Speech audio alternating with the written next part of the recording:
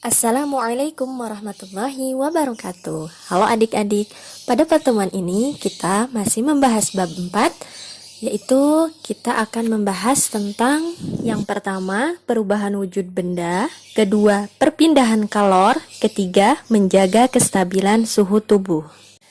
Nah, secara umum ini skema untuk perubahan wujud benda. Nah, bisa dilihat ya, ini ada yang warna kuning, kemudian ada yang warna merah.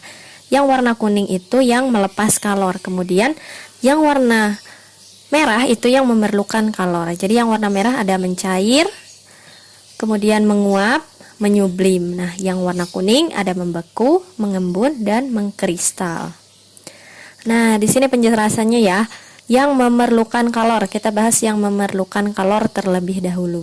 Yang pertama ada mencair. Nah, mencair itu perubahan wujud benda dari zat padat menjadi zat cair. Nah, untuk contohnya, mentega yang dilelehkan, kemudian es batu yang dibiarkan di tempat terbuka. Kedua, ada menguap. Menguap itu perubahan wujud benda dari zat cair menjadi gas. Contohnya, air yang dipanaskan lama-kelamaan akan habis karena terjadi penguapan. Kemudian, yang ketiga, menyublim. Perubahan wujud dari zat padat menjadi gas. Nah, untuk contohnya, kapur barus yang disimpan di dalam lemari. Nah, itu lama-kelamaan kapur barusnya akan habis. Selanjutnya, kita bahas yang melepas kalor. Ini yang pertama ada membeku.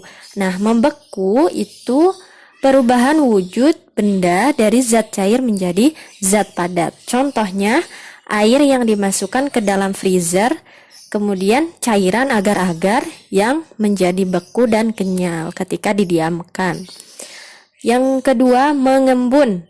Perubahan wujud benda dari zat gas menjadi zat cair. Contohnya, adanya titik embun pada daun di pagi hari. Nah, biasanya kita temukan di pagi hari ya. Kemudian titik-titik air pada gelas, pada bagian luar gelas yang di dalamnya terdapat es batu. Nah, biasanya ada titik-titik embunnya, titik-titik air. Yang ketiga, mengkristal. Perubahan wujud dari benda padat menjadi perubahan wujud benda dari gas menjadi zat padat. Contohnya, lubang knalpot yang menjadi kotor karena gas karbon dioksida yang berubah menjadi padat. Kemudian contoh lain yaitu pembuatan garam. Selanjutnya kita bahas tentang perpindahan kalor. Nah, perpindahan kalor itu ada 3. Yang pertama, konduksi. Konduksi yaitu perpindahan panas atau kalor melalui zat perantara atau medium, tapi tanpa disertai dengan perpindahan partikel-partikel zat tersebut. Contohnya, panci logam akan menjadi panas ketika dipanaskan di atas kompor. Nah, atau sendok akan menjadi panas jika sendok terendam dalam kopi panas. Jadi panasnya naik ke atas. Kemudian ada juga perpindahan kalor pada setrika listrik. Yang kedua yaitu konveksi. Konveksi adalah perpindahan kalor pada suatu benda yang disertai dengan perpindahan zat perantaranya. Contohnya, peristiwa angin laut dan angin darat. Kemudian, pergerakan air di panci ketika sudah mendidih. Yang terakhir, asap pada cerobong bergerak naik. Yang ketiga yaitu radiasi. Nah, kalau radiasi itu perpindahan kalor yang terjadi tanpa medium perantara. Contohnya, api unggun. Nah, api unggun itu memancarkan panas dan kita langsung bisa merasakannya ketika berada di dekatnya. Kemudian, sinar matahari yang menerangi bumi. Selanjutnya kita bahas tentang menjaga kestabilan suhu tubuh. Nah, yang pertama kita bahas tentang suhu tubuh manusia. Nah, di sini ada mekanisme pengaturan suhu tubuh manusia. Nah, yang pertama itu pada kondisi panas. Nah, kalau pada kondisi panas, kelenjar keringat mensekresikan keringat atau mengeluarkan keringat. Kemudian, rambut di kulit rebah untuk mencegah rambut memerangkap panas. Kemudian dinding pembuluh darah arteri relaksasi sehingga arteri melebar. Nah, apa yang harus dilakukan ketika kondisinya panas? Gimana untuk menurunkan suhu tubuhnya? Ya, yang pertama bisa dengan mengipas tubuh menggunakan kipas tangan atau kipas angin. Kemudian yang kedua bisa mengenakan pakaian tipis dan berbahan katun yang bisa menyerap keringat.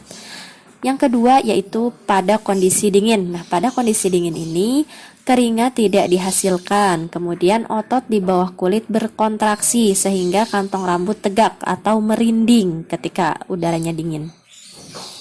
Kemudian arteri yang membawa darah ke bawah permukaan kulit berkontraksi.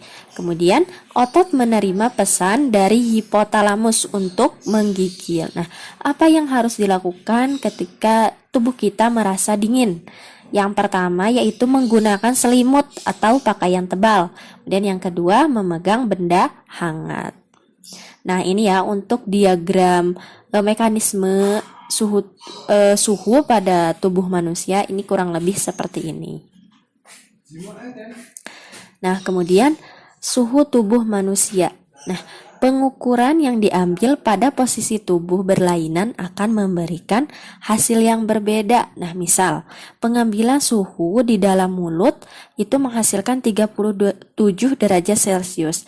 Nah, di ketiak itu bisa menghasilkan 36,5 derajat Celcius. Dan di rektum atau anus itu bisa menghasilkan 37,5 derajat Celcius. Jadi posisi tubuh itu bisa menghasilkan suhu yang berbeda. Kemudian yang selanjutnya suhu tubuh hewan. Nah, berdasarkan mekanisme pengaturan suhu tubuh, hewan dibedakan menjadi dua, yaitu ada eksoterm atau berdarah dingin dan endoderm atau berdarah panas. Yang pertama yaitu hewan ektoterm atau menyerap panas dari lingkungan. Nah, kemudian ektoterm yaitu hewan yang suhu tubuhnya ditentukan oleh perubahan suhu lingkungan. Nah, disebut juga hewan berdarah dingin. Nah, untuk mendinginkan suhu tubuh, biasanya hewan-hewan ini yang pertama itu bersembunyi di liang dan membangun sarang yang memiliki aliran udara untuk menghindari konveksi panas. Kemudian yang kedua, berendam di air, tanah dingin atau lumpur untuk menghindari konduksi panas. Kemudian yang terakhir, berteduh atau masuk ke liang untuk menghindari radiasi panas matahari misalnya. Kemudian, nah, suhu tubuh hewan. Nah, ini ya. Kemudian untuk mendapatkan panasnya gimana untuk hewan eksoterm itu? Nah, yang pertama membangun sarang yang kedap udara untuk mendapatkan panas secara konveksi. Kemudian yang kedua bisa berbaring di batu panas untuk mendapatkan panas secara konduksi. Dan yang terakhir yaitu berjemur untuk mendapatkan panas secara radiasi. Nah, yang kedua yaitu hewan endoderm atau berdarah panas. Nah, hewan endoderm merupakan hewan yang mendapatkan sebagian besar panas tubuhnya melalui proses metabolisme. Nah, sering disebut juga hewan berdarah panas. Nah, perilaku untuk mengatur suhu tubuh biasanya yang pertama itu torpor atau menurunkan suhu tubuh di bawah normal. Kemudian yang kedua hibernasi. Torpor dalam jangka waktu lama, jadi menurunkan suhu tubuhnya itu dalam jangka waktu lama. Kemudian yang terakhir estivasi, torpor yang disebabkan oleh kekurangan makanan atau air selama musim panas. Nah, ini ya. Nah, hewan endoderm mendapatkan panas dari proses metabolisme.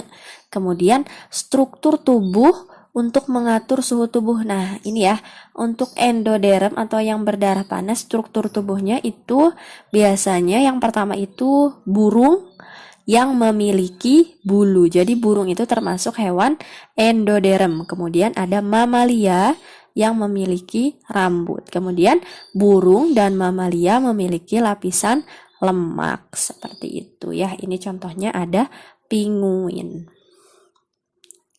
Mungkin cukup sekian untuk materi pada pertemuan kali ini. Semoga bermanfaat. Wassalamualaikum warahmatullahi wabarakatuh.